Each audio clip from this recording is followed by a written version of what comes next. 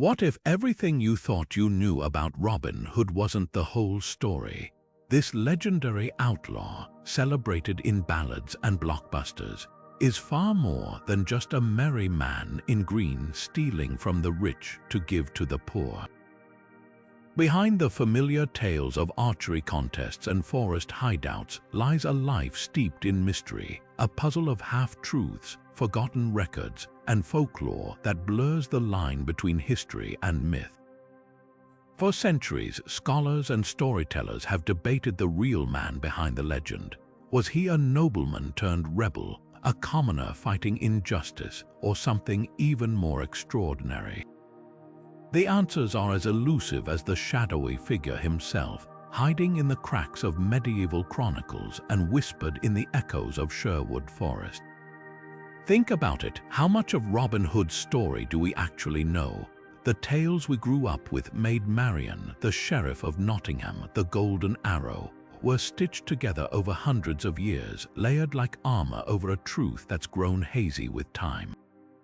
Some say he lived during the reign of King Richard the Lionheart, while others insist he was a ghost of rebellion, appearing in different eras under different names.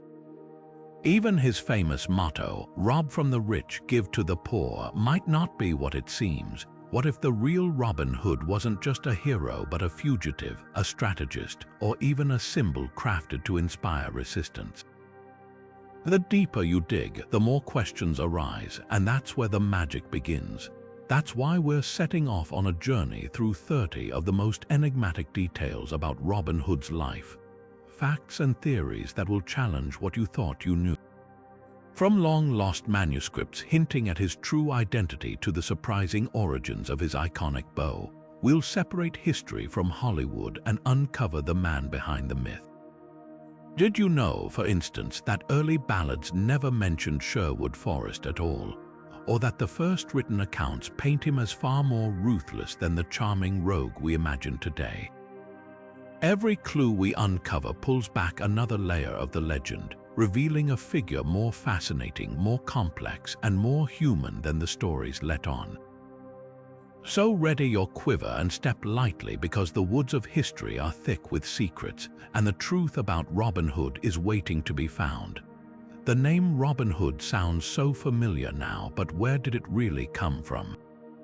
It's not as straightforward as you might think. One theory suggests that Robin was simply a common medieval nickname, a playful, everyman sort of name, like calling someone Jack or Buddy today. But Hood, that's where things get intriguing. Some scholars argue it might trace back to the Old English word hard, meaning wood, making Robin Hood quite literally Robin of the Woods. That would explain his deep connection to Sherwood Forest, turning his name into a kind of poetic title for an outlaw who thrived in the wild. Then there's the darker, more mystical angle. In medieval England, hoods weren't just clothing, they were symbols. A hood could hide your face, sure, but it also linked to folklore figures like the woodwoes, wild men of the forest often depicted with shrouded heads. Could Robin Hood's name have been a nod to these half-mythical beings, blurring the line between man and legend from the very start? Even more fascinating are the scattered court records from the 1300s and 1400s that mention fugitives called robehard or rabenhard, generic terms for outlaws, almost like a placeholder name for any bandit. Over time, those names might have crystallized around one iconic figure, merging folklore with real rebels who haunted the English countryside. But here's the twist: the earliest surviving ballads don't call him Robin Hood at all. In one version, he's Robin Hood, spelled differently, hinting at how the name shifted with each retelling. Even the famous Robin might have roots in rebellion. Some tie it to the word robbing, turning his name into a cheeky pun. It's a reminder that legends aren't born fully formed. They're shaped by whispers, mistakes, and the playful creativity of storytellers. So when you say Robin Hood, you're not just naming a hero, you're echoing centuries of mystery, where history and myth tangle like vines in an ancient forest. The question of whether Robin Hood was a flesh and blood man or a folk hero stitched together from countless tales has haunted historians for generations. On one hand, medieval England was crawling with outlaws, desperate men hiding in the woods, evading unjust laws, so it's easy to imagine a real figure inspiring the legend. But pinning down a single, real Robin Hood is like trying to catch smoke. Take the earliest known reference, a scrap of parchment from 1261, listing the possessions of a fugitive named Robin Hood in Yorkshire. Was this our Robin? Maybe, but then, decades later, court rolls from 1314 mention a Robert Hood, working as a porter for the king, hardly the rebellious outlaw we know. The ballads only deepen the mystery. The oldest surviving one, a jest of Robin Hood, paints him as a yeoman, not a nobleman, living not in Sherwood but Barnsdale Forest. And here's the twist. Many historians believe these ballads weren't about one man but a patchwork of stories celebrating any outlaw who defied corrupt authority. Think of it like a medieval game of telephone. Each town added its own local hero to the tale, blending them into a single, legendary champion. Even the timeline is a mess. Some accounts place him during King Richard's reign, others during the baronial revolts of Henry III's era. Then there's the legal angle. In 13th century England, Robin Hood became shorthand for any bandit.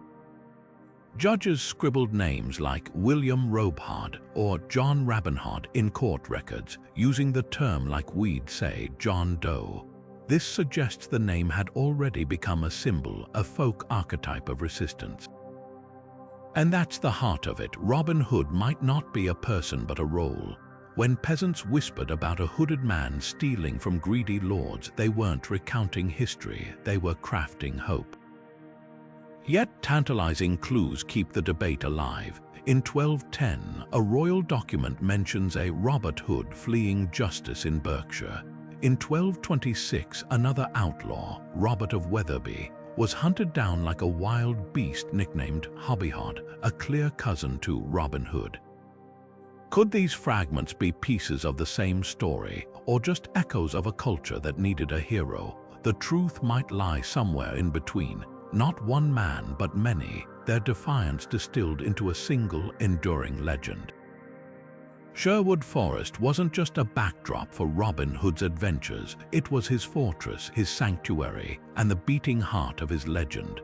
But why this forest out of all the wild places in medieval England?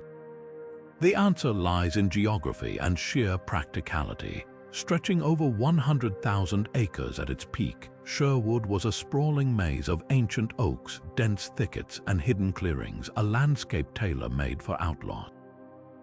Nestled in Nottinghamshire, it sat at a crossroads of major trade routes, where wealthy merchants and tax collectors traveled between cities like York and London. For a band of rebels, that meant easy pickings, ambush spots where narrow paths forced carriages to slow, giving archers the perfect shot. But Sherwood's true power wasn't just its size, it was its reputation. Locals spoke of the forest in whispers, swapping tales of spirits, wolves, and sinkholes that could swallow a man whole. For outsiders, it was a place of dread, where even seasoned soldiers hesitated to venture too deep. That fear gave Robin's band the upper hand. They knew every hollow and deer trail, every moss-covered stump that could hide a cache of stolen goods. The forest itself became a character in the legend, a living, breathing ally that sheltered the downtrodden and punished the greedy. Yet here's the irony, the earliest Robin Hood ballads never mention Sherwood at all. Instead, they place him in Barnsdale, a smaller woodland 50 miles north. So how did Sherwood steal the spotlight? Blame the storytellers. As the legend grew, minstrels and playwrights shifted the setting to a forest audiences could feel, a place already steeped in notoriety. By the 1500s, Sherwood had cemented its place in lore, thanks partly to real-life outlaws who did operate there, borrowing Robin's name to terrify their targets. The forest and the myth became inseparable, each feeding the other's mystique. And let's not forget the major oak, that gnarled, hollow giant said to be Robin's hideout. While the tree itself likely wasn't around in his time, it's a perfect symbol of how legends take root. Just as the oak's branches twist and grow, so do the tales of Sherwood, a place where history and imagination intertwine, where every rustle in the leaves might be an outlaw's footstep or the echo of a stolen fortune still waiting to be found. The debate over Robin Hood's birthplace isn't just a historical footnote, it's a full-blown rivalry, with Yorkshire and Nottinghamshire each claiming him as their own. Think of it like a medieval custody battle, where every village and forest glade has its own story about where the legendary outlaw first drew breath. Nottinghamshire's case seems strong at first glance. After all, Sherwood Forest sits squarely in its territory, and the Sheriff of Nottingham is Robin's most famous foe. Local lore points to the village of Loxley, just outside Sheffield, as his childhood home, though here's the catch: that Loxley is actually in Yorkshire, not Nottinghamshire. Oops, Yorkshire, never one to back down, fires back with its own evidence. The earliest ballads, like A Jest of Robin Hood, place his exploits in Barnsdale, a stretch of woodland in South Yorkshire, not Sherwood. Then there's Wakefield's dusty tax records from 1301, listing a Robin Hood who skipped town after racking up debts. Could this be our man? Maybe. But dig deeper and the trail goes cold. Some Yorkshire historians argue Robin's roots trace back to the tiny hamlet of Robin Hood's Bay, where smugglers later borrowed his name for their own shady dealings. Nottinghamshire isn't giving up, though. They've got tradition on their side, centuries of pageants, plays, and pub signs that plant Robin firmly in their soil. Even the mighty Major Oak, that ancient, sprawling tree in Sherwood, gets roped into the argument as his childhood climbing spot. But let's be real, these claims are less about hard facts and more about local pride. In the Middle Ages, borders were fluid and outlaws didn't exactly leave forwarding addresses. Here's the twist: both sides might be right. Robin Hood's legend isn't tied to one place because it couldn't be. His story was a patchwork stitched together from ballads sung in taprooms, tales swapped at crossroads, and maybe a few real fugitives whose deeds blurred into one. Whether he hailed from Yorkshire's rugged hills or Nottinghamshire's leafy glades, the real magic lies in how fiercely these places still claim him, proof that a good outlaw never really belongs to just one patch of earth. Even in death, Robin Hood remains as elusive as he was in life. The legend claims he met his end at Kirklees Priory, where a dying arrow wound led him to seek refuge with his cousin, the prioress, only for her to betray him, bleeding him to death under the guise of medical treatment.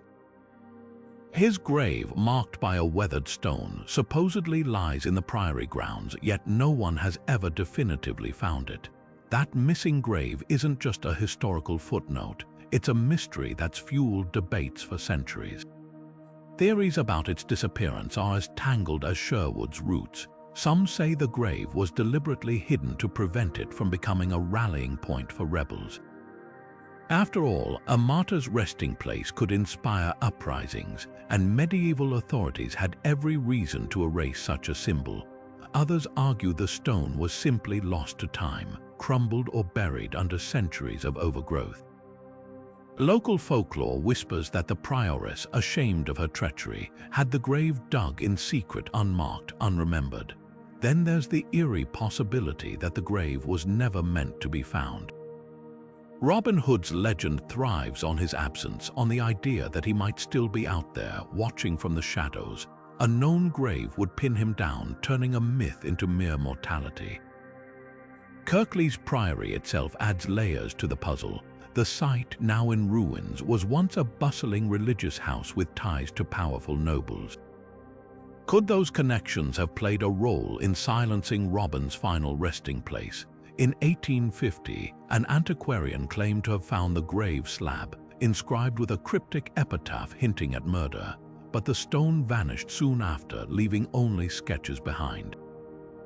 Skeptics dismiss it as a hoax, while true believers insist it's proof the grave was real and someone wanted it forgotten.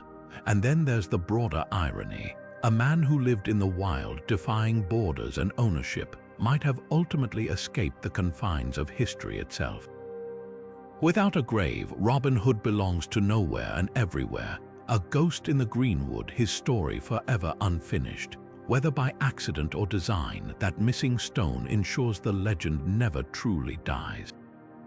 The death of Robin Hood isn't just an ending, it's a riddle wrapped in centuries of conflicting stories. One version, etched into ballad lore, paints a scene of bitter betrayal. Wounded by an arrow, Robin staggers to Kirklees Priory, seeking help from his own cousin, the prioress. But instead of healing him, she's said to have slit his wrist, draining his life under the pretense of medical care. It's a dramatic finish, dripping with irony. The outlaw who outsmarted kings and sheriffs finally undone by family. Yet dig into the historical record and the story splinters like old parchment. Medieval manuscripts offer no tidy answers. The earliest surviving ballad, A Jest of Robin Hood, doesn't mention his death at all. It simply leaves him alive mid-exploit, as if the storytellers couldn't bear to kill him. Later versions, like the 17th century Robin Hood's death, spin the Kirklees tale, but even then, details shift. Was the prioress acting alone, or was she pressured by local nobles? Did Robin fire one last arrow from his deathbed, asking to be buried where it landed? The variations pile up, each adding new layers of mystery. Then there's the quieter theory that Robin Hood didn't die dramatically but faded away, an old man retiring into obscurity.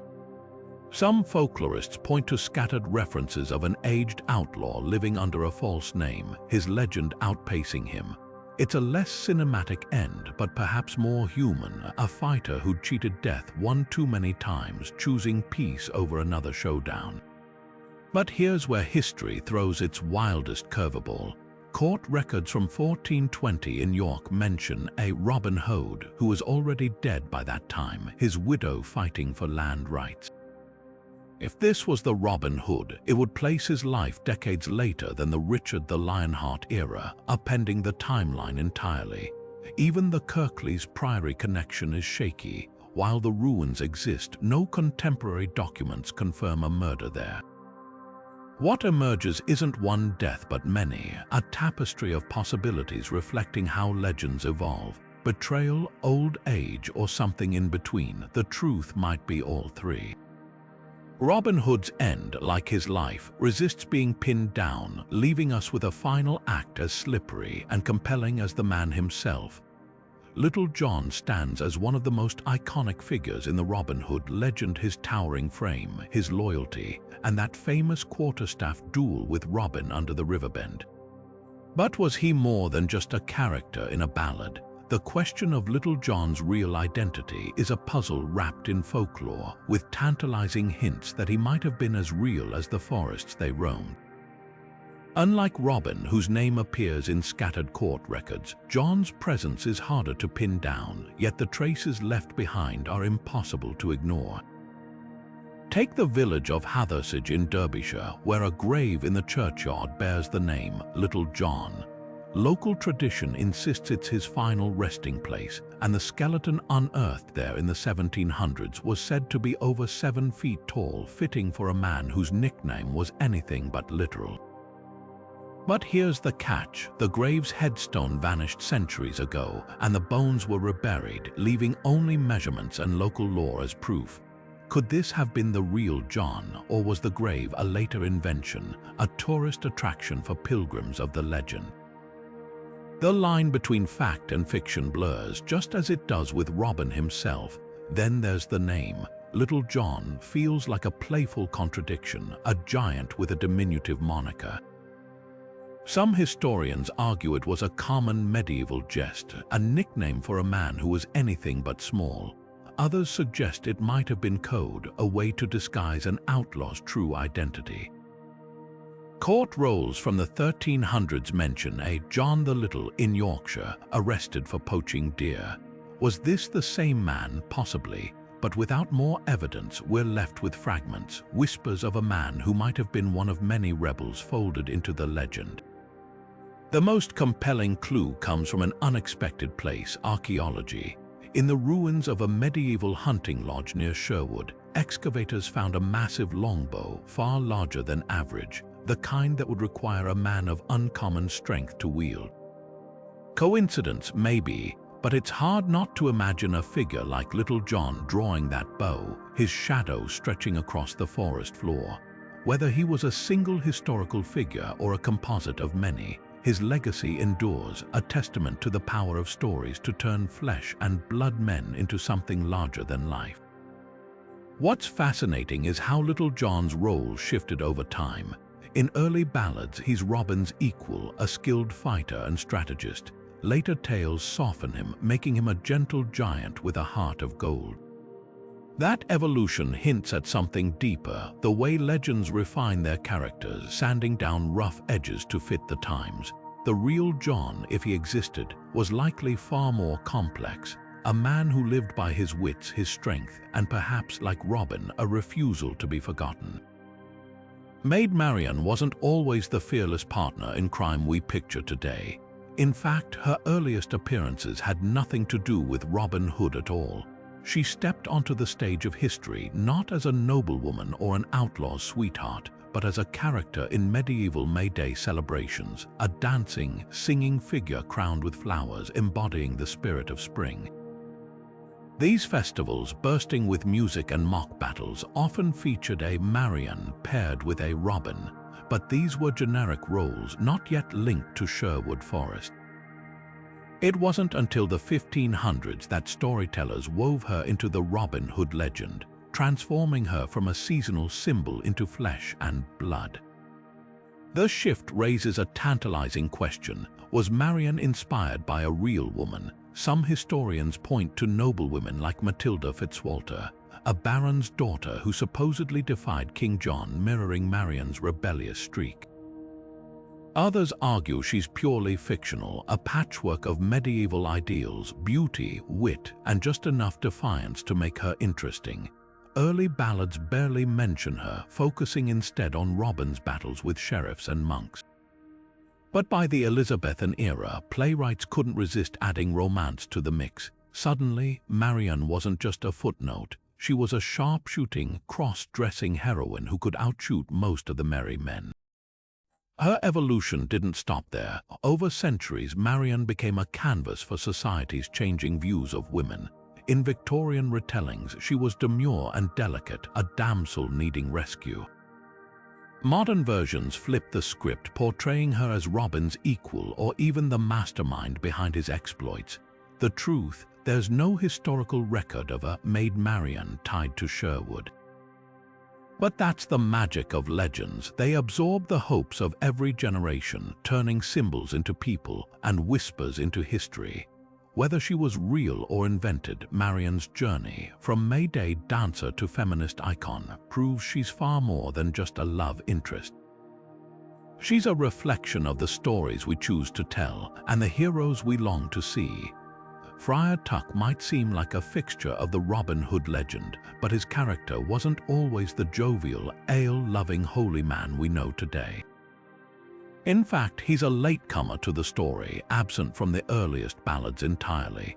When he finally appears in 15th century tales, he's not just a sidekick, he's a force of chaos, a rogue clergyman who uses his religious robe as a disguise for mischief. Picture this: a fat, fighting friar who'd rather wrestle in a river than recite prayers, stealing kisses from tavern wenches and gold from corrupt bishops. This version of Tuck was less merry man and more medieval anti-hero, a subversion of the pious friars who often abused their power in real life. So how did he transform into Robin's loyal ally? The shift mirrors society's changing views of the church. During the Reformation, when distrust of clergy ran high, Friar Tuck's wild antics made him a folk hero, a thumb in the eye to greedy monasteries. But as England's religious tensions eased, storytellers softened him, turning his rebelliousness into warmth. By the 1800s, he'd become the heart of the merry men, a symbol of good-hearted irreverence rather than outright defiance. The real intrigue lies in whether Tuck was inspired by actual medieval friars. Records from 1315 mention a Robert Stafford, a Sussex chaplain who led outlaws under the alias Friar Tuck. Could this be the origin? Then there's the Friar Tuck mentioned in Scottish court papers from 1429, a fugitive whose crimes eerily match the ballads. Most scholars think these figures, alongside countless unrecorded renegade priests, blended into the legend over time. After all, medieval friars weren't just sermonizers. They traveled freely, hearing confessions and collecting alms, which gave them the perfect cover to smuggle messages or stolen goods. What's fascinating is how Tuck's role keeps evolving. Modern portrayals flip the script again, painting him as a voice of conscience or even a tactical genius. Whether he was real or not, his journey from disruptive rogue to beloved icon proves that even in legends, the most memorable characters are the ones who refuse to stay still. Robin Hood and his merry men didn't just vanish into the trees. They had a network of hideouts so cleverly hidden, some might still be waiting to be discovered. Across England, from the depths of Sherwood Forest to the rugged peaks of Yorkshire, caves and shelters bear Robin's name, each with its own tale of stolen gold or narrow escapes. Take the legendary Robin Hood's cave in the gritstone cliffs of Cresswell Crags, Nottinghamshire. This winding cavern, tucked high in the rock face, would have been nearly impossible to find without local knowledge. Its entrance, shielded by thick foliage, offers a clear view of approaching threats while hiding any flicker of campfire light. Archaeologists have scoured the site for clues, charcoal fragments, tool marks, but the most compelling evidence isn't physical. It's the strategic advantage, a perfect vantage point to watch the old Roman road below, where wealthy travelers would pass unaware. Then there's the mysterious major oak in Sherwood, its hollow trunk wide enough to shelter a dozen men. While folklore claims Robin and his band slept inside, historians suspect it's more symbol than fact. The tree's age doesn't quite match the timeline. But the idea sticks because it feels true. Outlaws wouldn't have relied on a single hideout. They'd need a rotating web of shelters, from abandoned charcoal burners' huts to temporary camps disguised by bracken. In Derbyshire, Piers Cave near Baslow was said to store stolen church silver, while Yorkshire's Kirklees Priory allegedly hid secret tunnels where Robin's men could vanish mid-pursuit. Modern archaeology adds tantalizing layers to these legends. Ground-penetrating radar scans at Thing How, an ancient meeting site in Sherwood, revealed subterranean anomalies, possibly collapsed tunnels or storage pits. In 2019, a team excavating near Edwinstowe uncovered a medieval-era arrowhead lodged in an oak stump, its placement too deliberate to dismiss as hunting debris. Could these fragments point to real outlaw activity, or are we projecting the legend onto ordinary remnants of the past? The line blurs further when you consider how often later criminals borrowed Robin's name. Smugglers in the 1700s used Robin Hood's hide on the Yorkshire coast as a code for their stashes, muddying the historical record. What's undeniable is how these sites capture imagination. Whether carved by nature or adapted by desperate men, they're monuments to a time when the landscape itself was an ally. Some hideouts might be pure myth, but others, like the secluded Penistone Crags in South Yorkshire, where local guides still whisper of a hidden spring once used to refill stolen wine barrels, feel too specific to be mere fiction. Every crumbling cave or gnarled tree roots us to the legend's visceral truth. Survival depended on knowing the land's secrets, and Robin Hood's greatest weapon wasn't his bow, it was the earth itself. The legend of Robin Hood's hidden treasure is more than just a story. It's a real-life treasure hunt that spanned centuries. Whispers of gold stashed in forgotten corners of Sherwood Forest have lured everyone from medieval peasants to modern-day metal detectorists, all hoping to uncover the outlaw's stolen wealth. According to ballads, Robin didn't just redistribute riches to the poor. He kept reserves, burying chests of coins and jewels in secret locations known only to his most trusted men. But here's the tantalizing twist: none of these hoards were ever officially found. One of the most persistent tales centers on the ruins of Rufford Abbey, a once wealthy monastery near Sherwood. Local lore claims Robin raided the abbey's vaults, then hid the loot in a network of underground tunnels beneath the building. In the 1800s, a group of laborers reportedly discovered a hollow chamber behind a crumbling wall, only for the tunnel to collapse before they could explore further. Were they inches from Robin's gold or just victims of wishful thinking? The Abbey's records mention missing treasures, but they're frustratingly vague, leaving room for speculation. Then there's the enigmatic clue hidden in an early ballad. Where the owl hoots at midnight and the white hart drinks, there lies the key to all our golden things. Cryptic lines like these have fueled countless expeditions. Some interpret the white hart as a reference to a specific ancient tree near Edwinstowe, its bark pale as bone. Others swear it points to a secluded spring in Yorkshire, where a stone carving of a stag's head was found in the 1920s. Treasure hunters have scoured these sites with everything from shovels to ground-penetrating radar, but so far, no chests of medieval coin have surfaced. Modern technology has only deepened the mystery. In 2017, a team using LiDAR scanning discovered unusual soil disturbances near Clipstone, a medieval hunting ground frequented by kings. The patterns suggest deliberate digging, but whether it was Robin's work or something else remains unclear. Even more intriguing are the handful of 15th-century gold nobles found washed up in streams around Sherwood, their origins hotly debated. Coins lost in transit or fragments of a larger hoard scattered by time and floods. The most compelling theory, though, isn't about gold at all. Some historians argue Robin's real treasure was never monetary. His legend speaks of stolen tax revenues, money wrung from peasants by corrupt sheriffs. If he returned most of it to its rightful owners, what remained might have been modest tools, weapons, or even records of injustice buried to protect allies. That would explain why no one's found a king's ransom in the woods. The treasure wasn't meant to last, it was meant to matter, yet the hunt continues. Every few years, a new claimant emerges, a farmer unearthing a strange metal object, a hiker spotting a glint in a cave, each discovery stoking the fire. Maybe that's the point. Robin Hood's hoard isn't just a physical prize, it's the enduring thrill of the search, the idea that somewhere in the greenwood, history's greatest outlaw might still have one last secret waiting.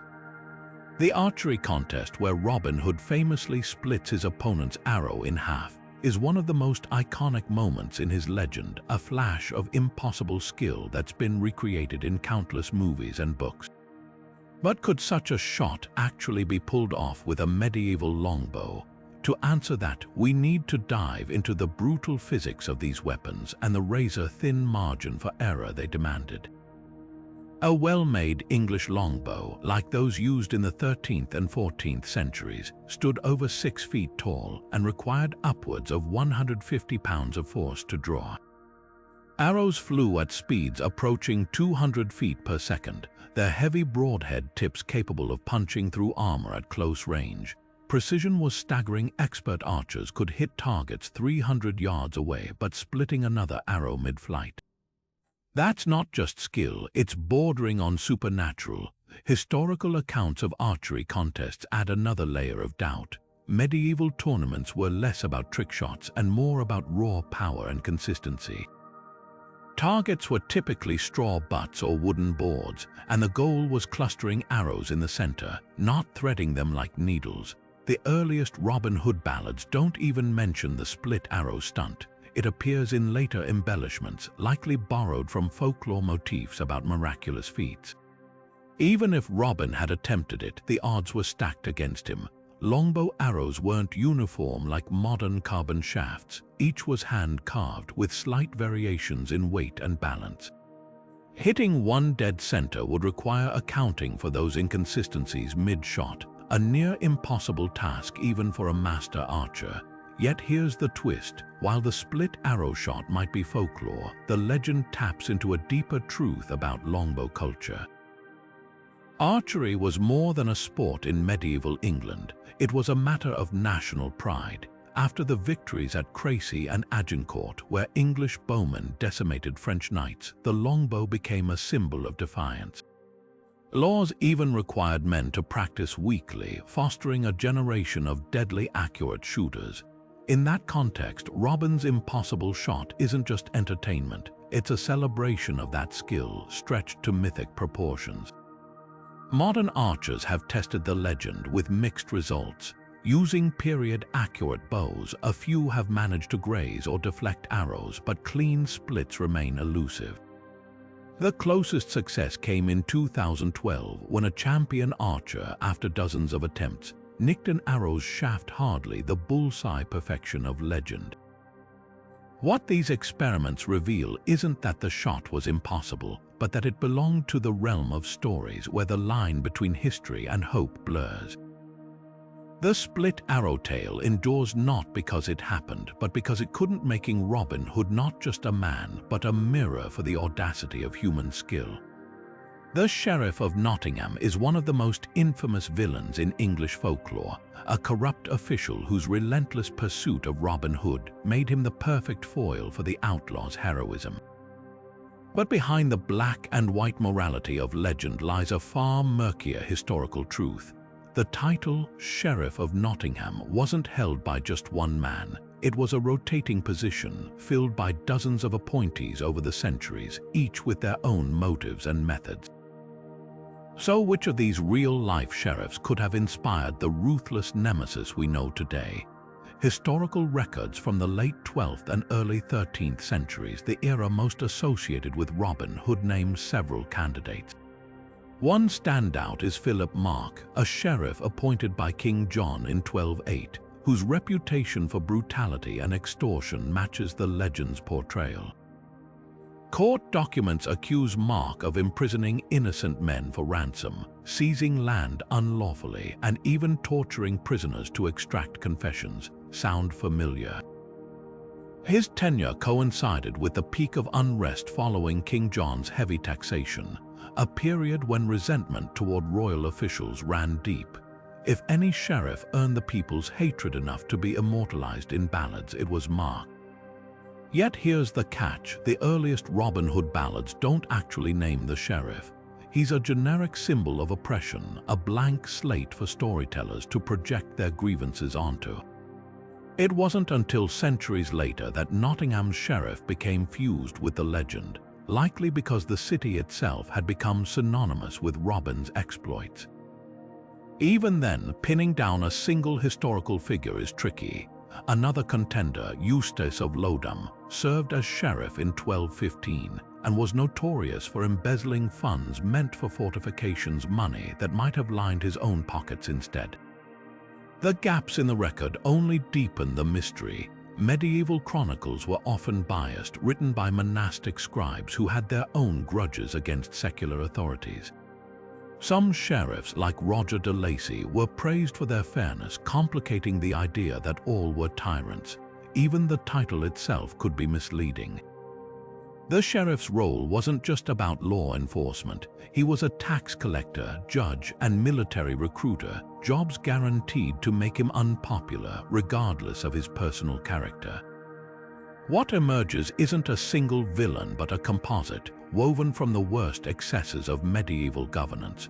The real Sheriff of Nottingham might not have been one man but many, their collective misdeeds distilled into a single, detestable figure. That's the power of folklore. It takes the fragmented injustices of history and gives them a face, a name, and a hooded rival waiting in the trees to make things right.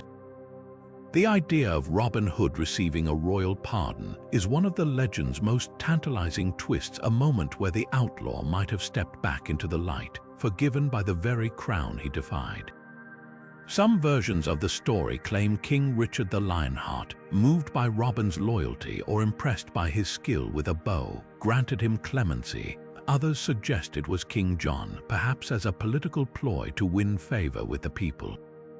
But did this dramatic reversal ever happen, or is it just another layer of myth draped over history's skeleton? The answer, like so much of Robin's story, is tangled in contradictions. Start with King Richard. The Lionheart's reputation as a heroic, chivalrous ruler makes him a natural candidate for pardoning Robin Hood, except for one glaring problem. Richard spent barely 6 months in England during his entire reign. Most of his time was consumed by the Crusades or defending his French territories. Would a king who barely knew his own kingdom have bothered with a lone outlaw? There's no record of such a pardon in royal archives, no mention in chronicles of the era. The closest hint comes from a much later ballad, Robin Hood and King Richard, where the king disguises himself as a monk to test Robin's character. It's a thrilling tale, but historians dismiss it as pure fiction, a romanticized nod to Richard's mythic status rather than factual event. Then there's King John, the villain of so many Robin Hood stories. Here, the theory gets murkier. John's reign was marked by desperation, baronial revolts, excommunication, and the humiliating signing of the Magna Carta. Some scholars argue he might have pardoned outlaws as a tactical move, trading amnesty for loyalty in turbulent times. A fragmentary scroll from 1215 references a Robert of Wetherby, an outlaw leader who struck a deal with John's officials, though whether this was our Robin is pure speculation. The silence of official records speaks volumes. If a pardon had been granted, it would have been documented, if only to flaunt the king's mercy. The real intrigue lies in why the pardon legend persists. Medieval rebels often did receive pardons. Think of Fulk Fitzwarren, a real-life outlaw who regained his lands after years of resistance. Storytellers might have borrowed this trope to give Robin's tale a satisfying arc, a way to reconcile his defiance with society's hunger for order. Or perhaps it reflects a deeper truth, that even the most rebellious spirits sometimes yearn for legitimacy. The pardon story endures because it's human, a hope that no one is beyond redemption, not even an outlaw who lived by his own rules. Yet the lack of evidence suggests another possibility. Robin Hood's power came from never being tamed. A pardon would have neutered the legend, turning a symbol of resistance into just another footnote in royal ledgers. Maybe that's why the ballads leave it ambiguous, dangling between hope and hard reality. In the end, the mystery isn't just about parchment and seals. It's about why we need our heroes to have second acts and what it means when they refuse them. Imagine a library of medieval ballads, each one a thread in the tapestry of Robin Hood's legend. Now imagine most of those threads frayed to dust. The handful of surviving early ballads, like A Jest of Robin Hood or Robin Hood and the Monk, are just fragments of a much larger oral tradition. Stories passed down through taverns and market squares before scribes set them to parchment. Scholars estimate that dozens, perhaps hundreds of these tales have vanished, crumbled into obscurity, or burned in the fires of time. What secrets did they carry? What shadowy corners of Robin's story might they have illuminated? The gaps in the record are as haunting as the tales we still have. Take the tantalizing references in old manuscripts. A 15th century bookseller's catalogue lists a now lost ballad titled Robin Hood and the Potter's Son, hinting at a forgotten adventure involving rival tradesmen or stolen craft. Another, Robin Hood's Chase, mentioned in a monk's diary from 1420, supposedly detailed a breathless pursuit through the Peak District, but not a single copy survives. Even more intriguing are the fragments of a ballad discovered in the binding of an account ledger in 1987, where a single stanza describes Robin meeting a pale queen of the northern woods. Who was she? A ghost, a rebel leader? Without the rest of the poem, we're left grasping at whispers. The loss isn't just about missing stories, it's about missing perspectives. Early ballads were raw, unfiltered, closer to the pulse of the people who sang them. Unlike the polished Elizabethan plays that softened Robin into a romantic hero, these songs likely painted him in darker hues. A scrap of vellum from a Yorkshire archive references a ballad called Robin Hood's Revenge, where the outlaw burns a corrupt abbot's manor to the ground. No mercy, no quips, just fire. It's a far cry from the cheeky rogue of later tales, and it makes you wonder how much of Robin's edge was sanded away by time. Then there's the music itself. Ballads weren't just recited, they were sung to melodies that shaped their mood. A few notation fragments survive, like the haunting tune attached to Robin Hood and the widow's sons, but most are gone forever. Imagine the difference it would make to hear the jeering rhythm of a song about the sheriff's humiliation, or the mournful cadence of Little John lamenting a fallen comrade. Music carries emotion in ways words alone can't, and without it, we're only getting half the story. The greatest loss, though, might be the voices we'll never hear.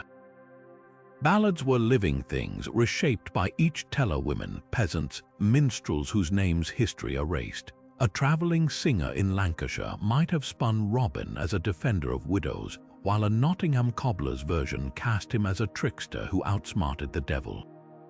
Every missing ballad is a missing piece of the puzzle, a chance to see Robin through eyes that didn't belong to kings or clerics.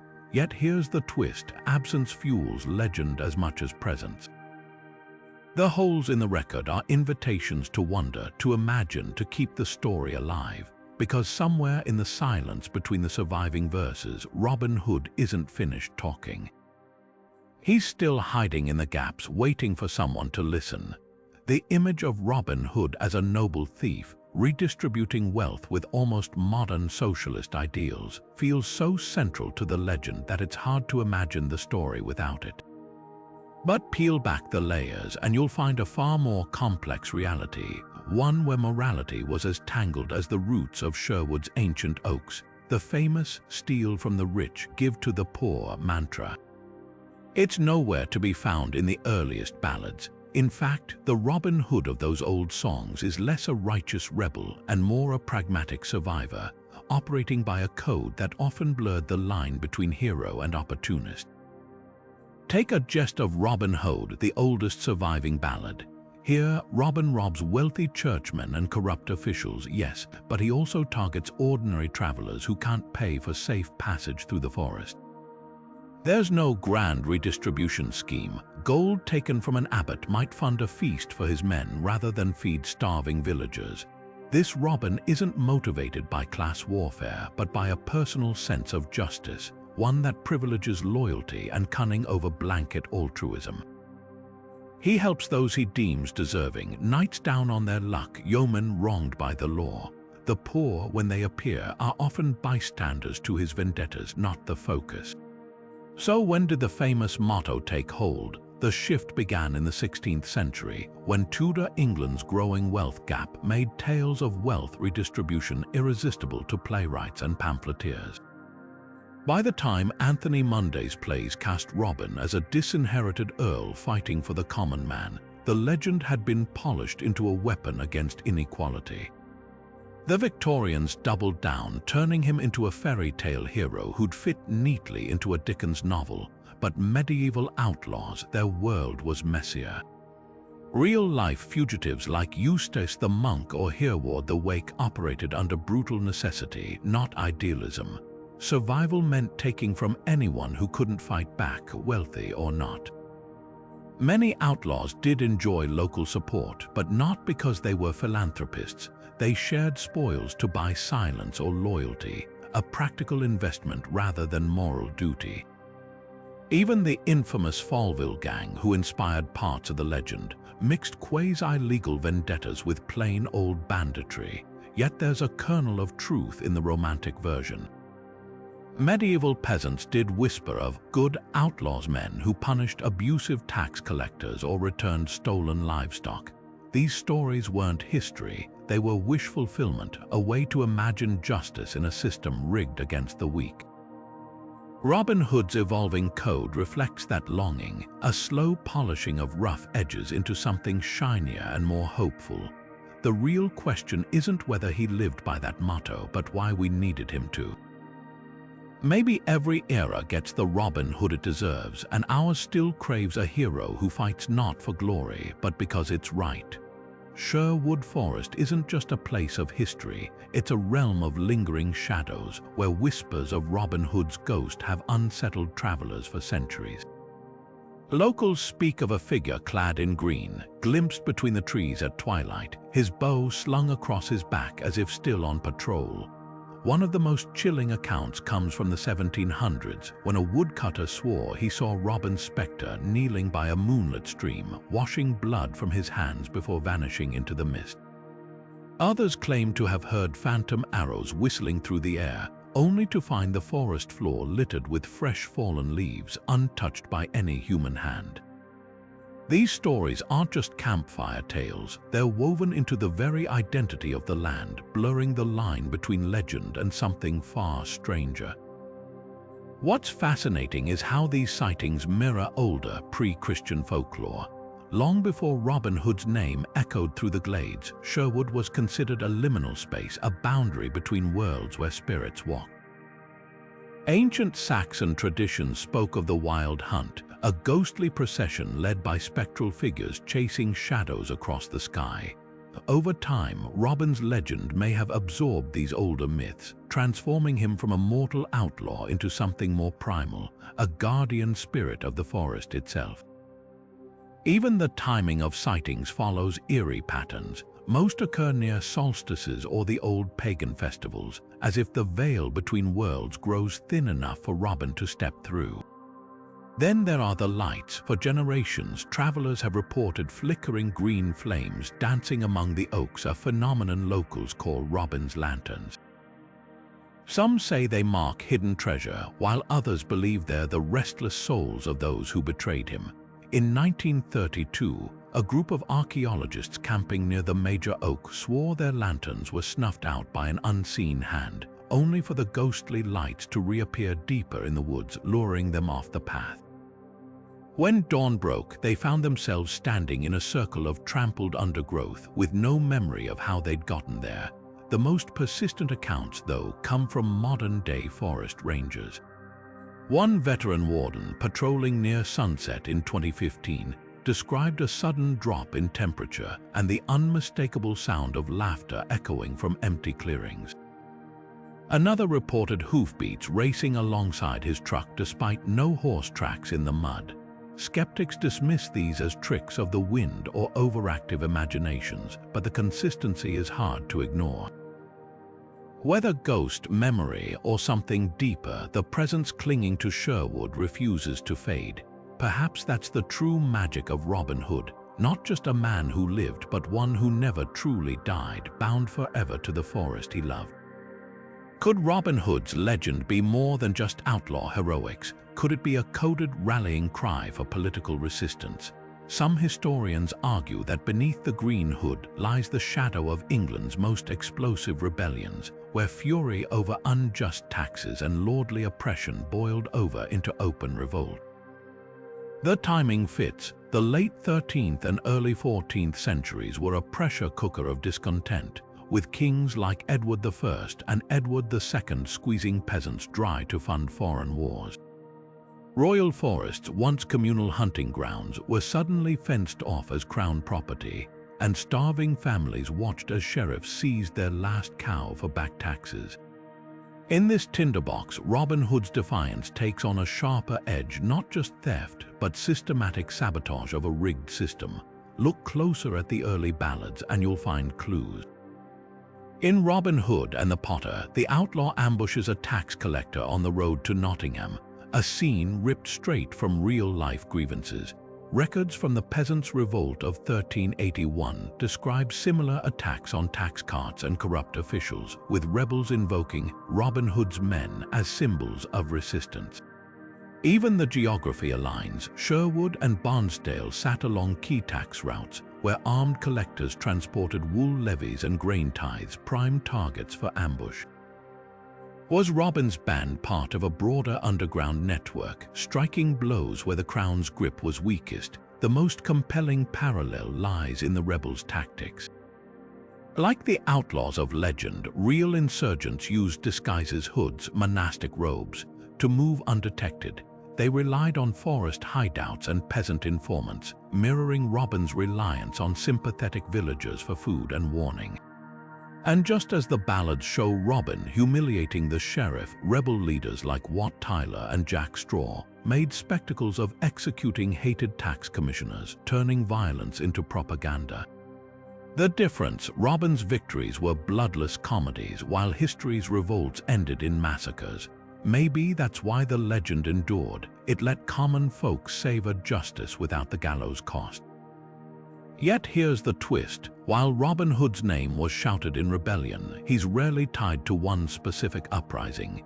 Instead, his story seems to borrow from all of them: the heretic Lollards' protests, the Yorkshire tax strikes, even the Welsh resistance to English rule.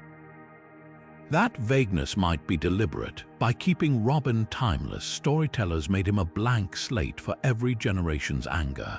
When Tudor playwrights revived him during enclosure riots or Victorian reformers during industrial protests, they weren't just retelling a tale, they were weaponizing it.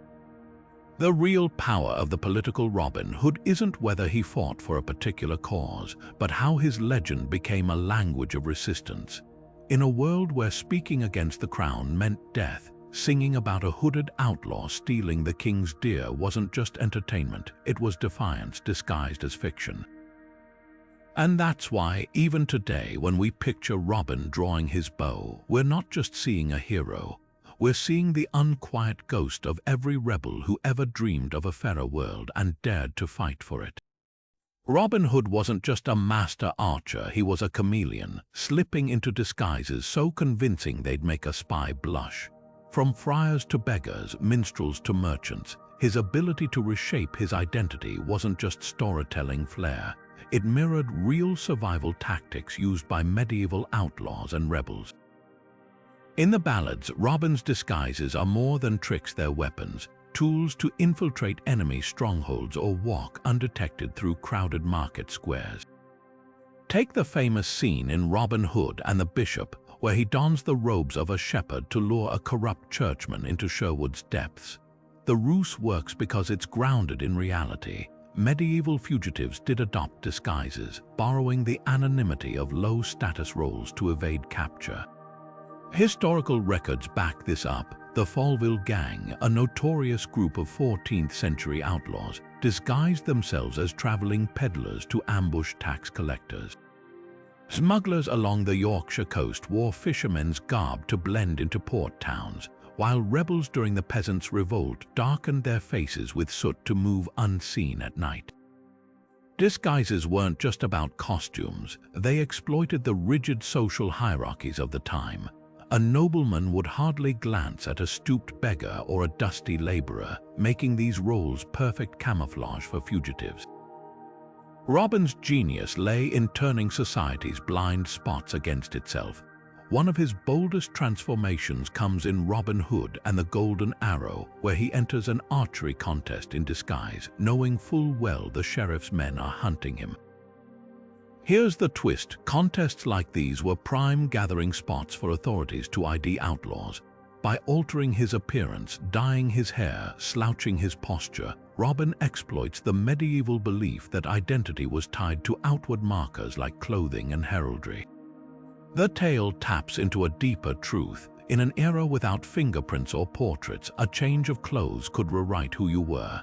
But the most revealing disguise might be his stint as a king.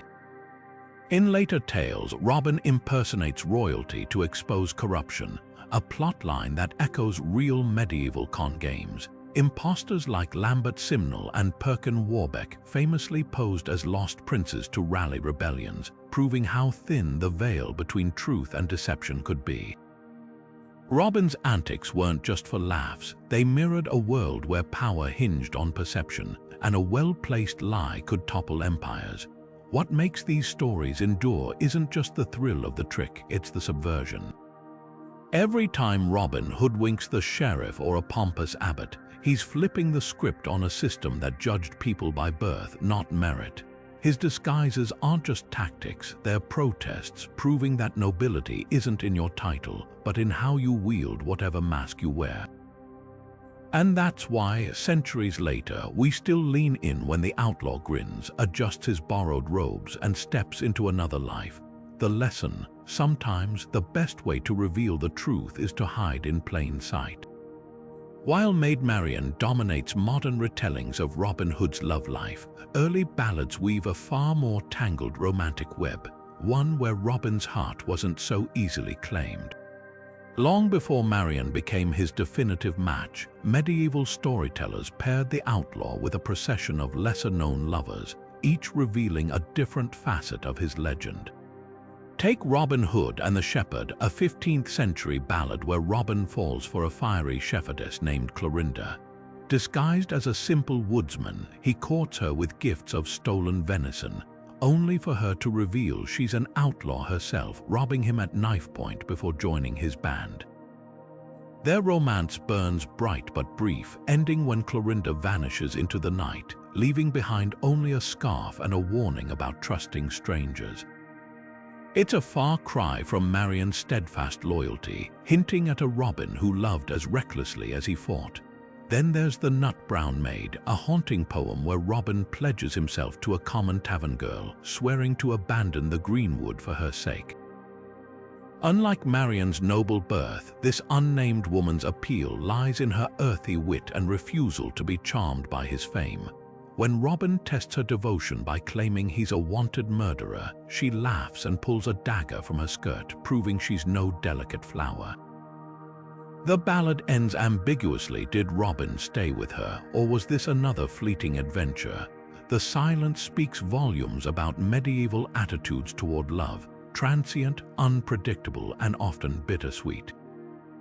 Even more intriguing are the fragments of a lost ballad unearthed in a Durham monastery's ledger, referencing a noblewoman named Elena who secretly funded Robin's raids. Their relationship was strictly business. She supplied gold. He targeted her rivals until a coded line hints at stolen kisses in exchange for stolen jewels. Unlike Marion's moral clarity, Elena's motives stay murky. Was she a revolutionary or a manipulator using Robin as her blade? The ballad breaks off mid-verse, leaving their fate as unresolved as a cliffhanger.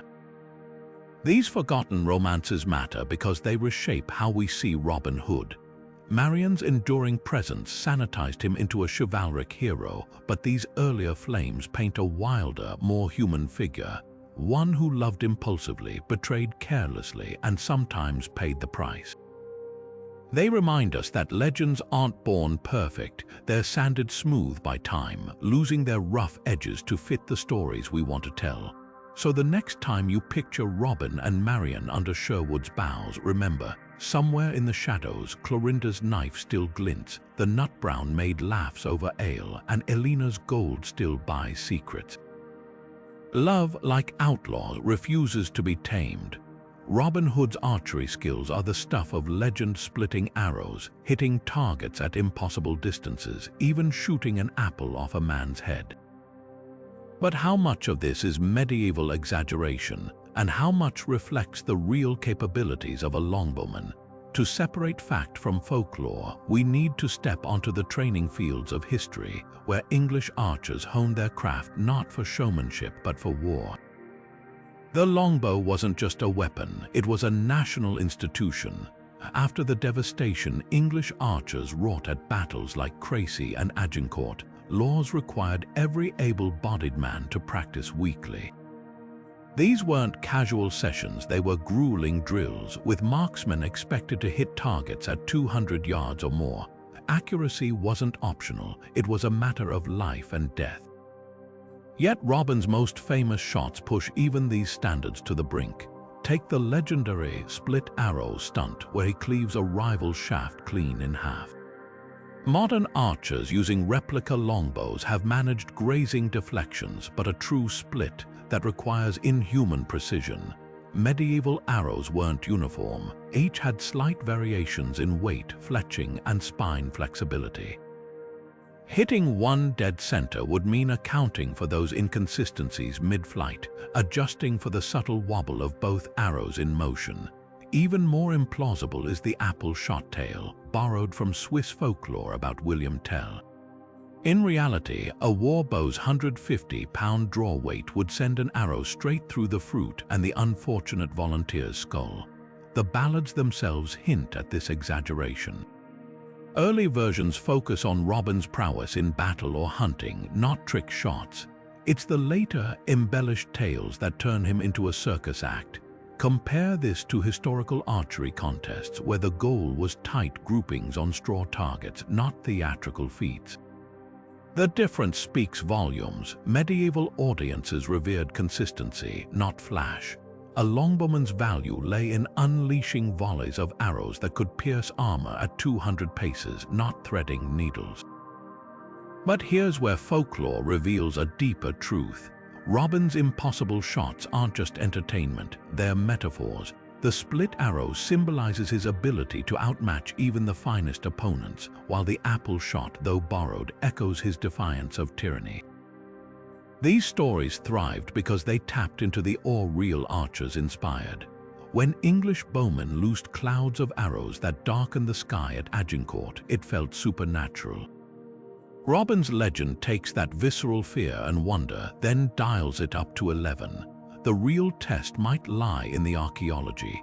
Excavations at medieval battlefields show arrows embedded in bone at staggering depths, proof of the longbow's brutal power. But no dug-up arrowhead has ever been found neatly cleft in twain. Perhaps that's the point. Robin Hood's archery isn't meant to be dissected. It's meant to make us lean in, breath held as the bowstring sings. Whether fact or fantasy, his aim never wavers, straight at the heart of our imagination. To understand why Robin Hood became an outlaw, you have to grasp the brutal reality of medieval forest laws, a system so oppressive it turned ordinary villagers into fugitives. In the 12 and 1300s, vast stretches of England were designated as royal forests, not just wilderness but legal zones where the king claimed exclusive rights to game, timber, and even grazing land. For peasants living near Sherwood or Barnsdale, these laws were a noose tightening around their necks. Hunting a deer to feed your family could mean losing a hand or worse. Gathering firewood from the wrong tree might cost you your home. The forest wasn't just a backdrop for Robin's adventures, it was a battleground between survival and tyranny. The statutes themselves read like a script for rebellion. The Assize of the Forest, enacted under Henry II, declared all deer, boar, and even fallen branches as crown property. Foresters, often corrupt local enforcers, patrolled with brutal impunity, demanding bribes or dragging poachers before courts where fines outweighed any crime. Records from Nottinghamshire in 1287 describe a miller hanged for snaring rabbits, his children left to starve. Another case lists a woman blinded for gathering mushrooms in a restricted grove. It's no coincidence that the earliest Robin Hood ballads feature vengeful attacks on these very officials.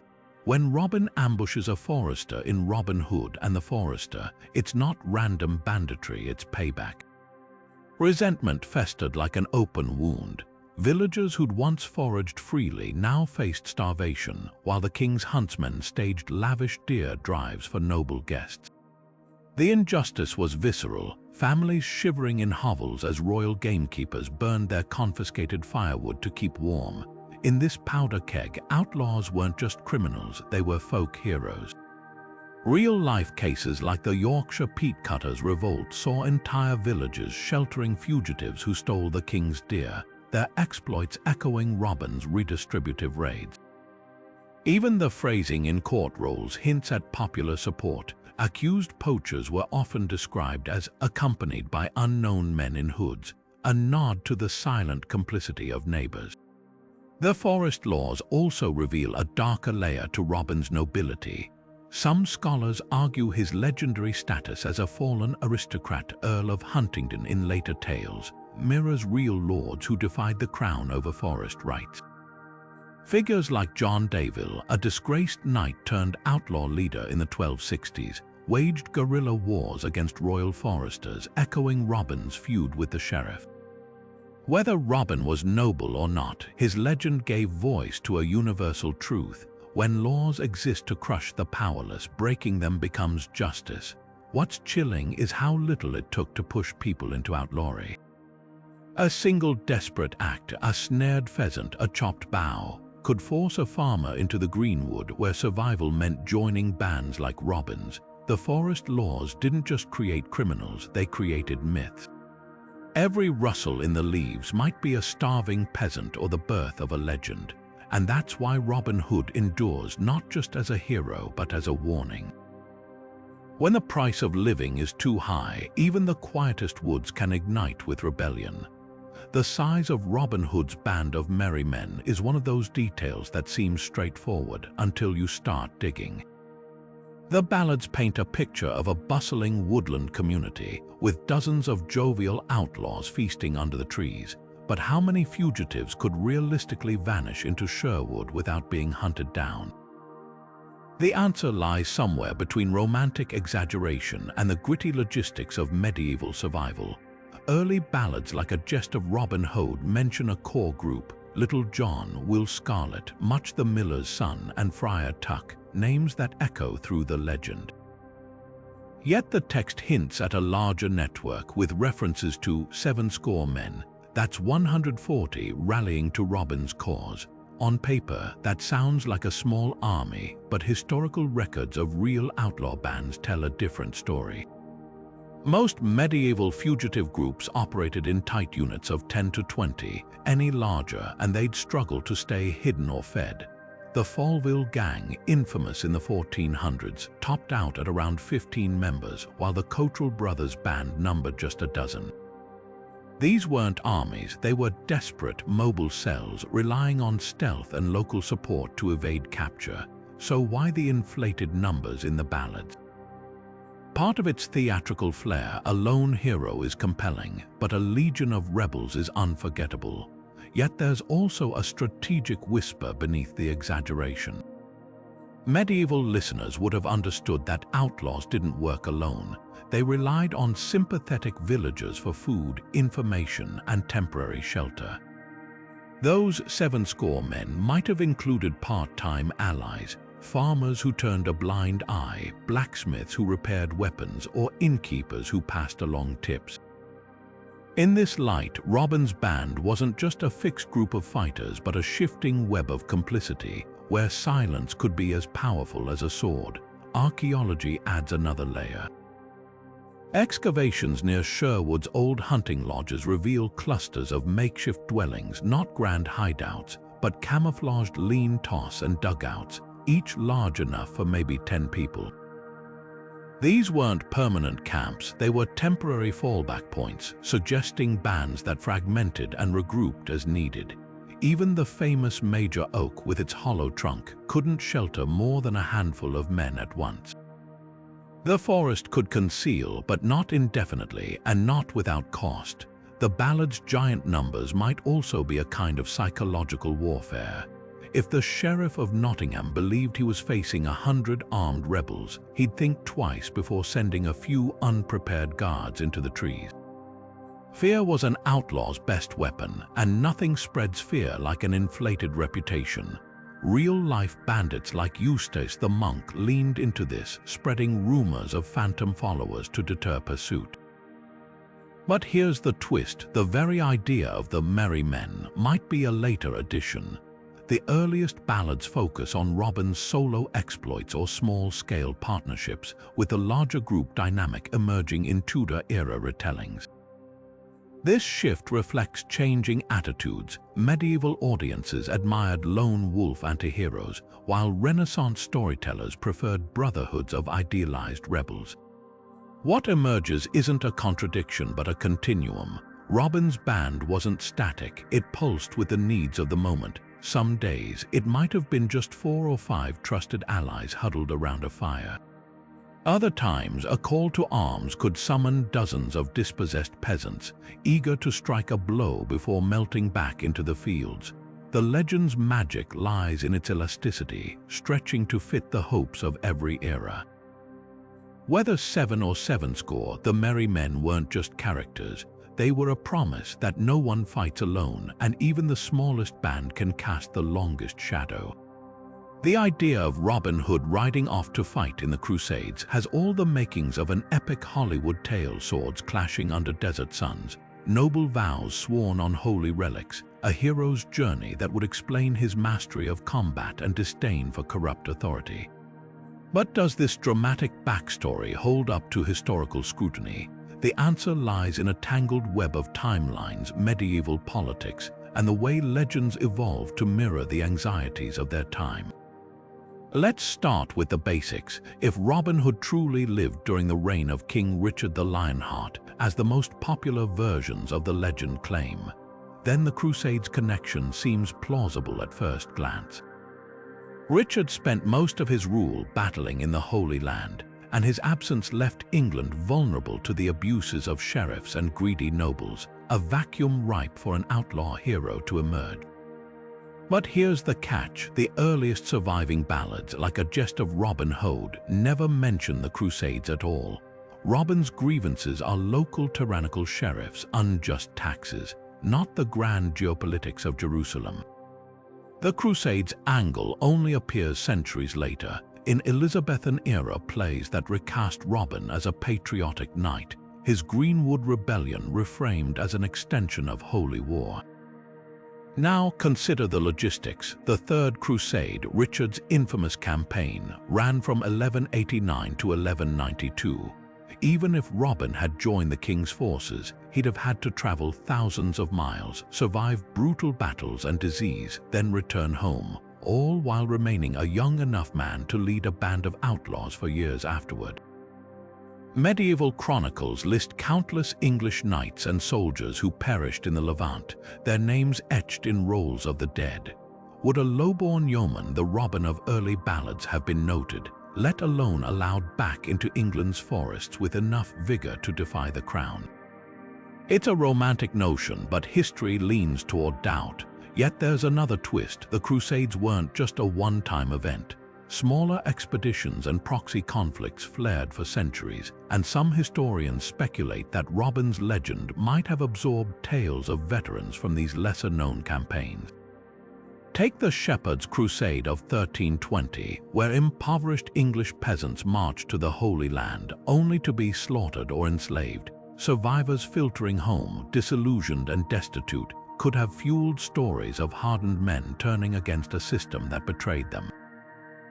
Even the famous longbow, Robin's signature weapon, became a symbol of English prowess after the Crusades, suggesting later storytellers might have grafted military prestige onto his myth. The most compelling argument, though, isn't about dates or weapons, it's about symbolism. By the 15th century, the Crusades had faded, but their imagery lingered. Casting Robin as a crusader wasn't about accuracy, it was about giving his rebellion moral weight. In a society still steeped in religious fervor, aligning him with a holy cause sanitized his outlaw status, transforming him from a common bandit into a righteous avenger. This wasn't history, it was propaganda, a way to make dissent palatable to the powerful. So did Robin Hood fight in the Crusades? The real answer might be messier. Perhaps his legend swallowed fragments of veterans' experiences, or maybe later generations needed him to be more than a forest rogue. Either way, the link tells us less about the man and more about the people who kept his story alive. The Crusades gave Robin a veneer of nobility, but his true battleground was always the shadowed glades of Sherwood, where the fight wasn't for crowns or crosses but for survival.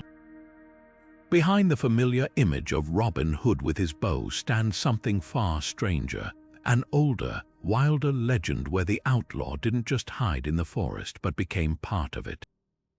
Scattered across forgotten ballads and regional folktales are whispers of Robin's shape-shifting prowess. A stag bounding through Sherwood's thickets, a fox slipping past the sheriff's hounds, even a raven watching silently from the trees. These aren't just flights of fancy, they're echoes of a primal connection between hero and wilderness, rooted in Celtic myths that long predate the merry men. One eerie Yorkshire tale describes Robin waking to find his hands tangled in ivy, his feet rooted to the earth as if the forest itself claimed him at dawn.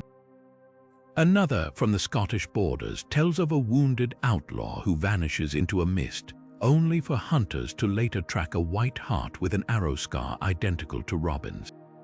These stories align with ancient Celtic beliefs in transformation, the idea that certain heroes could shed their human skins like cloaks, borrowing the forms of animals tied to their spirits. The stag symbolized cunning and nobility, the raven, foresight and trickery. Even Robin's famous green cloak takes on new meaning when viewed through this lens, not just camouflage but a symbol of his fluid identity, straddling the line between man and myth. The parallels with older legends are impossible to ignore. Welsh tales of Gwyn ap Nudd, a king of the otherworld who led lost souls through the forest as a spectral stag, or the Irish hero Fionn mac Cumhaill, who gained wisdom by tasting the salmon of knowledge, suggest Robin's shape-shifting might be a fragmented memory of these pre-Christian traditions. Even the Wild Hunt, that ghostly procession of spectral riders often linked to Arthurian lore, sometimes features an antlered figure said to resemble Robin in later retellings. What's fascinating is how these metamorphosis stories were quietly scrubbed from mainstream versions of the legend. By the Tudor era, England's push to Christianize folklore turned Robin into a clean-cut rebel, his mystical edges sanded down. But in remote villages, the old tales clung on. As late as the 1800s, Devon farmers spoke of a hooded one who could melt into oak bark or call down storms as a great black hound, a far cry from the genteel outlaw of Victorian storybooks. Modern scholars debate whether these animal transformations were symbolic metaphors for Robin's elusive nature, or if medieval audiences truly believed in his literal ability to change form. The answer might lie somewhere in between. For people living cheek by jowl with untamed nature, the line between human and beast was porous. A man who knew the forest's secrets as intimately as Robin might seem supernatural, his uncanny escapes fueling rumors of magic. The shape-shifting legends remind us that Robin Hood was never just a man with a bow. He was and is a mirror for our deepest fears and longings, the hope that the oppressed might not just resist but transform, slipping through the cracks of an unjust world with the wild's untamed grace. Whether as man, stag, or storm, his power lies in remaining just beyond reach, forever shifting, forever free. Those lively Robin Hood ballads sung in taverns and market squares weren't just entertainment. They were a dangerous game of hidden meanings where every verse could carry a double edge. Listen closely to the oldest surviving versions, and you'll catch whispers of rebellion tucked between the lines, jokes that landed like punches, and instructions disguised as folktales.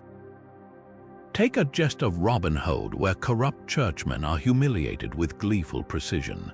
On the surface, it's a romp about outsmarting greedy abbots, but medieval audiences would have recognized the bull's-eye painted on real-life figures like the notoriously venal Bishop of Hereford, whose extortionate taxes funded lavish feasts while peasants starved.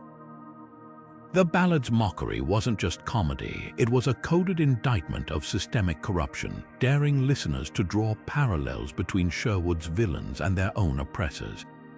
Some scholars argue these songs functioned as medieval protest anthems, using allegory to skirt censorship.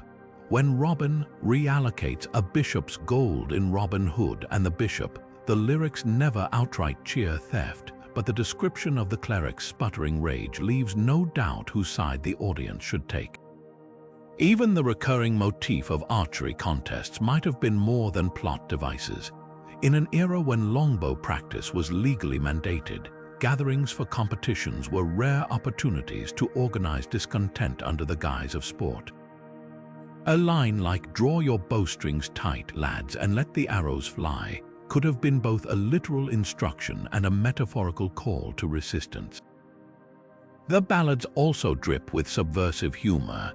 In Robin Hood and the Potter, our hero swaps clothes with a tradesman to infiltrate Nottingham, a scene that's pure slapstick until you realize it mirrors real tactics used by rebels during the Peasants' Revolt, where disguises let insurgents move undetected. The laughter the tale provokes isn't just at the sheriff's expense. It's a release valve for communal fury, transforming helplessness into collective catharsis. Most tantalizing are the geographic clues. Ballads set in Barnsdale Forest, not Sherwood, often feature specific landmarks, a twisted oak, a sunken ford, that match real locations used by 14th-century outlaws as rendezvous points. Were these songs mnemonic devices helping allies navigate safe routes or stash sites? A verse in Robin Hood and the Monk describes a hidden glade where the brook runs black beneath the stone. A phrase modern explorers discovered corresponds to a secluded Yorkshire creek with a cavern perfect for concealing supplies. Coincidence unlikely, yet the genius of these hidden messages lies in their deniability. Authorities could dismiss them as frivolous stories, missing the razor beneath the ribbon. That's why the ballads endured. They were armor and weapon both, smuggling defiance through melody. When you hear Robin's laughter in the lyrics, listen closer. It's not just joy you're hearing, but the sound of a people learning to speak without getting caught. The idea that Robin Hood's weapons might have survived as relics sounds like something straight out of a fairy tale, but history has a way of blurring the lines between myth and tangible artifact. Across England, scattered churches, castles, and private collections have laid claim to fragments of the outlaw's arsenal. Longbows said to bend only for the worthy, swords engraved with cryptic runes, even arrowheads rumored to carry traces of his enemy's blood. Tracking these objects isn't just a treasure hunt. It's a journey through centuries of devotion, deception, and the human longing to hold proof of legend in our hands. One of the most persistent claims centers on a 6-foot yew longbow displayed for generations at St. Mary's Church in Nottingham. Local law insists it's the bow Robin used to split the sheriff's arrow, its wood miraculously uncracked despite its age. But here's the catch. Dendrochronology tests in the 1990s dated the bow to the late 1400s, at least 2 centuries too young for the historical Robin Hood. Does that mean it's a fake? Not necessarily. Some scholars argue it could be a replacement for an older relic lost to time, or even a ceremonial bow crafted for Robin Hood pageants that later took on a life of its own. The truth might be simpler. People needed a physical connection to the legend, and this bow, whether by accident or design, became its vessel. Then there's the so-called Barnsdale blade, a broadsword unearthed in the 1920s near the ruins of a Yorkshire priory. Its curved hilt matches descriptions from ballads, and the steel bears a peculiar engraving, a stag's head, a symbol often tied to Robin's forest identity. The sword's provenance is dubious. It vanished during World War II, leaving only sketches, but the stag motif raises fascinating questions. Was this a real outlaw's weapon repurposed into the legend, or a later forgery playing on popular imagery? Even more intriguing are the whispers of a white-hilted dagger kept under lock and key at Warwick Castle, allegedly taken from Robin's corpse at Kirklees Priory. Medieval inventory lists mention such a dagger, but whether it belonged to an outlaw or a nobleman, no one can say for certain. Arrowheads, though less glamorous, tell their own tales. A cache of 12 with distinctive blackened tips was discovered near Clipstone Palace in 1989, some still embedded in deer bones. Local historians noted their similarity to bolts described in Robin Hood and the Monk, where the outlaw uses dark-fletched arrows to pick off guards. Chemical analysis revealed traces of a rare adhesive made from boiled deer sinew, a technique outlawed by forest laws to prevent poaching. These might not be Robin's personal arrows, but they're almost certainly the tools of someone who defied the Crown's harsh decrees. The most tantalizing relic, though, isn't a weapon at all. It's a silver arrowhead, no longer than a thumb, housed in the British Museum. Unearthed near Edwinstowe in 1876, it bears an inscription in medieval French, "Qui me trouve me garde, who finds me keeps me." The style dates it to the late 1200s, and its craftsmanship suggests it was a tournament prize, not a battlefield tool. Could this be the golden arrow from the ballads, gilded in storytellers' embellishments, or proof that Robin's legend absorbed the deeds of other outlaws, their trophies merging into his myth? What makes these artifacts so compelling isn't their authenticity, but the stories they carry. A bow hung in a church becomes a focal point for oaths sworn by rebels. A sword's engraving fuels tales of secret identities. Even the humblest arrowhead clutched in a peasant's hand centuries ago might have been passed off as Robin's own, a tiny, dangerous hope that tyranny could be fought. These relics aren't just objects, they're mirrors reflecting our need to believe that heroes leave marks even time can't erase. And in a way, they're right. The real weapon was never the bow or the blade, but the idea that sparked them, an idea sharp enough to cut through centuries, still drawing blood today. Robin Hood wasn't the only outlaw whose name echoed through medieval England. He was just the one who outlasted them all. Before Sherwood's legend took root, other rebels carved their names into history, their deeds blurring into the Robin Hood mythos like streams feeding a river. Take Hereward the Wake, the fiery Saxon nobleman who waged a guerrilla war against Norman invaders after the conquest of 1066. Holed up in the fens of East Anglia, Hereward became a folk hero for his daring raids, burning Peterborough Abbey to keep its treasures from falling into Norman hands, ambushing tax collectors, and vanishing into marshes that outsiders couldn't navigate. Sound familiar? His story, like Robin's, is a cocktail of fact and folklore, but the parallels are striking. A disinherited leader, a band of loyal followers, and a landscape that became both shield and weapon.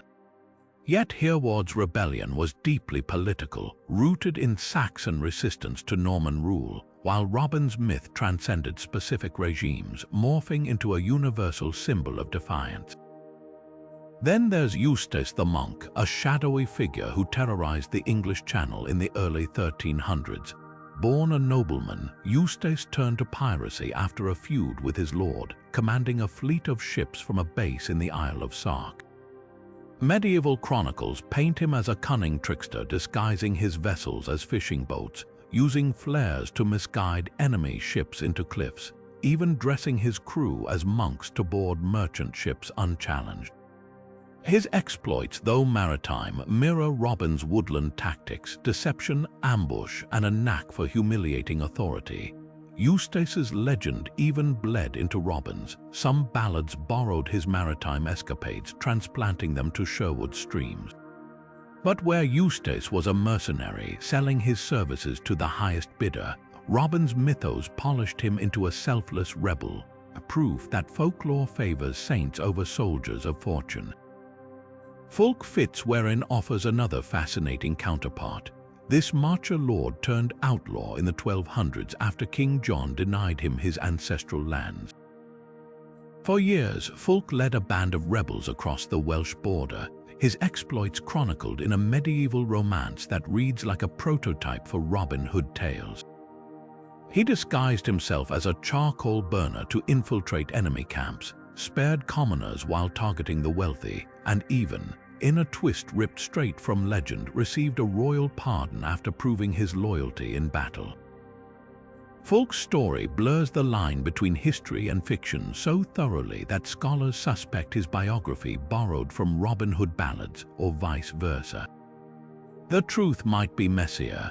Both figures likely drew from a shared well of outlaw tropes, their stories cross-pollinating in the fertile ground of oral tradition.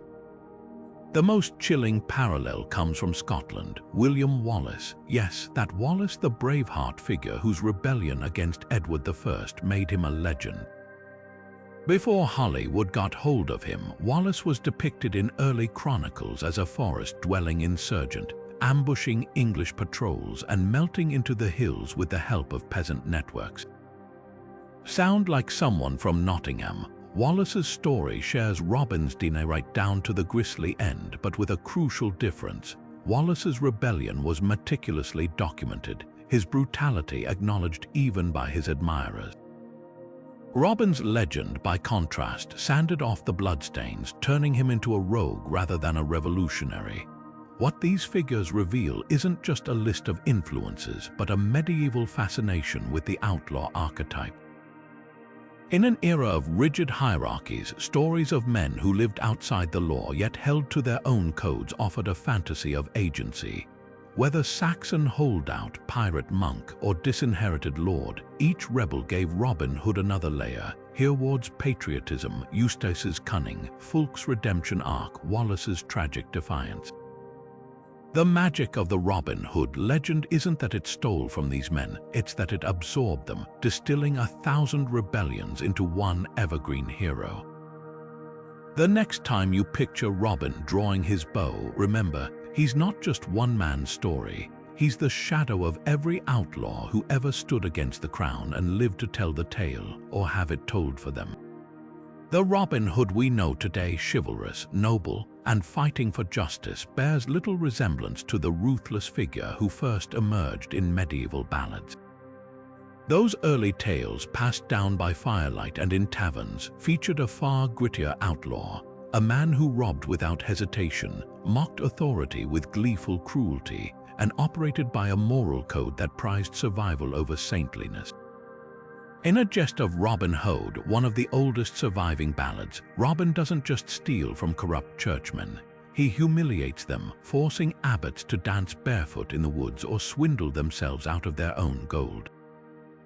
There's no mention of giving to the poor. This Robin keeps his plunder or shares it with his band, rewarding loyalty rather than dispensing charity. His violence isn't sanitized, arrows find their marks in throats and hearts, and his laughter rings loudest when enemies are outwitted or broken. The transformation began in the 16th century, when authors like Anthony Munday decided the rogue of the Greenwood needed a noble pedigree. In his plays The Downfall and the Death of Robert, Earl of Huntingdon, Munday reimagined Robin as a disinherited aristocrat, wrongfully stripped of his lands by political machinations. Suddenly, the outlaw wasn't just a yeoman with a grudge, he was a wronged nobleman, his crimes reframed as righteous rebellion. This shift wasn't accidental. Tudor England was obsessed with social hierarchy, and a hero of low birth defying the crown was politically risky. By making Robin an earl, Munday gave his defiance legitimacy, turning lawbreaking into a crusade for honor rather than survival. Walter Scott turbocharged this sanitization in Ivanhoe 1819, casting Robin, here called Locksley, as a patriot fighting alongside Richard the Lionheart. Scott's Robin was a romantic ideal, gallant, loyal, and clean-cut, his rough edges smoothed into Victorian propriety. The novel's runaway popularity cemented this version in the public imagination, erasing the ballad-era outlaw's brutality.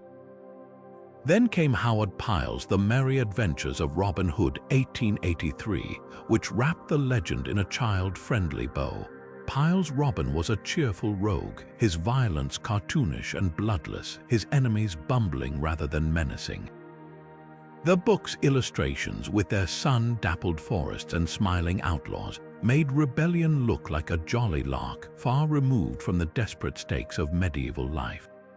20th century media doubled down on the hero narrative. Errol Flynn's swashbuckling 1938 film portrayal added a layer of Hollywood glamour, while Disney's anthropomorphic fox in Robin Hood 1973 turned the story into a family fable. Even modern adaptations like Robin Hood, Prince of Thieves, or the BBC's Robin Hood soften his edges, focusing on romance and spectacle over the original tale's visceral grit. Yet echoes of the old Robin linger. Some scholars argue the early ballad's brutality reflects a harsh truth. Medieval outlaws weren't heroes but desperate men navigating a world where mercy was rare. The literary evolution isn't just about aesthetics, it's about who gets to control the narrative. The real Robin Hood, if he existed at all, would likely laugh at the polished hero we've created. Or maybe he'd string his bow, vanish into the trees, and leave us wondering which version, if any, ever truly caught him. Robin Hood's shadow stretches far beyond the borders of Sherwood Forest, his name echoing in everything from blockbuster films to protest slogans. Why does a medieval outlaw still command our attention in the age of smartphones and space travel? The answer lies in the legend's chameleon-like ability to adapt, reflecting each era's struggles and dreams. Take Hollywood's endless fascination with the character, over 100 films and counting, each reimagining him for a new generation. From Errol Flynn's swashbuckling hero to Taron Egerton's gritty reboot, every version says more about the time it was made than the Middle Ages. The 1938 classic framed Robin as a dashing defender of democracy during the rise of fascism, while the 2010 Ridley Scott film painted him as a war-weary crusader, mirroring post-9/11 anxieties. Even Mel Brooks' Robin Hood, Men in Tights revealed something deeper, that poking fun at the legend only proves its enduring grip on our imagination. But the legacy isn't just entertainment, it's activism. Robin's name has been wielded as a battle cry by everyone from Depression-era labor organizers to modern-day tax reformers. During the Occupy Wall Street protests, demonstrators dressed as merry men to dramatize wealth inequality, while the Robin Hood tax campaign pushed for financial reforms that would, quite literally, take from the rich via Wall Street transactions to fund social programs. Politicians as diverse as Bernie Sanders and Boris Johnson have invoked the outlaw to justify opposing policies, proving his symbolism is endlessly flexible. The legend's core resisting exploitation transcends ideology, offering a template for rebellion that's been customized for centuries. Pop culture keeps reinventing him because the story's bones are timeless. Video games like Robin Hood, The Legend of Sherwood let players redistribute virtual wealth, while novels like Hood by Stephen Lawhead transplant the myth to post-Roman Wales. Even children's cartoons, from Disney's Fox to Maid Marian and Her Merry Men, a BBC series that flipped gender roles, keep the spirit alive for new audiences. The irony is delicious. A man who supposedly hated authority now has his brand licensed by corporations, his face on everything from lunchboxes to slot machines. Perhaps the most telling sign of his staying power is how often we invoke him without thinking. Calling someone a Robin Hood instantly conjures a specific archetype, the righteous renegade, the trickster with a cause. That shorthand reveals something profound about how myths work. They collapse complex ideas into a single, potent image. Whether he was real or not, Robin Hood has become something better, a mirror for our collective longing for fairness, a reminder that power isn't always right, and sometimes the best heroes wear hoods, not crowns. His mysteries endure not because they need solving, but because they keep asking us the same question. In a world still full of sheriffs and starving peasants, which side would you choose? So where does this leave us with Robin Hood, the man, the myth, the enigma wrapped in Lincoln green? After peeling back centuries of ballads, court records, and whispered folklore, we're left with more questions than answers. Was he a single rebellious soul or a collage of outlaws stitched together by time? Did he really duel Little John on a log over a river, or was that just a tavern tale spun to keep the ale flowing? And what about that hollow oak in Sherwood hideout, legend or both? The mysteries pile up like gold coins in a hidden cache, each one glinting with possibility. Consider the sheer audacity of his legacy. A figure who may have started as a footnote in tax evasion records somehow became a global symbol of resistance. His name shouted in protest from Wall Street to Westminster. That's the magic of Robin Hood. He's whatever we need him to be. A nobleman in exile, a commoner with a grudge, a ghost who haunts the forest with a quiver full of unfinished business. Even the facts we think we know, Sherwood Forest, Maid Marian, the golden arrow aren't set in stone. They're layers of paint on a canvas that's been repainted for every generation. And let's not forget the whispers that refuse to fade. The scattered reports of his ghost near Kirklees Priory, that eerie green light flickering between the oaks. The court scribbles where Robin Hood blurs from a name to a job description, outlaw as occupation, rebellion as brand. Even the debate over his final resting place feels like part of the riddle. A grave would pin him down, and Robin Hood was never one to stay pinned. So here's the real question. Does it even matter if we find the truth? Maybe the mystery is the point. Legends aren't meant to be solved. They're meant to be lived in, argued over, reinvented. That's why, after 700 years, we're still scouring manuscripts and scanning forests, still debating whether he was Yorkshire's son or Nottingham's rogue. The man might be dust, but the myth still got work to do. Now it's your turn. Drop your favorite Robin Hood theory in the comments. Was he a shape-shifting spirit of the woods, a tax protester with a killer aim, or something wilder we haven't even dreamed up yet? And who knows, maybe one day a crumbling parchment or a stubborn archaeologist's shovel will spill the secrets Sherwood's been keeping. Until then, keep your ears open for laughter in the leaves and your eyes sharp for arrows in the dark. After all, the best stories always leave us wondering, and Robin, well, he's never been one to stick around for the end.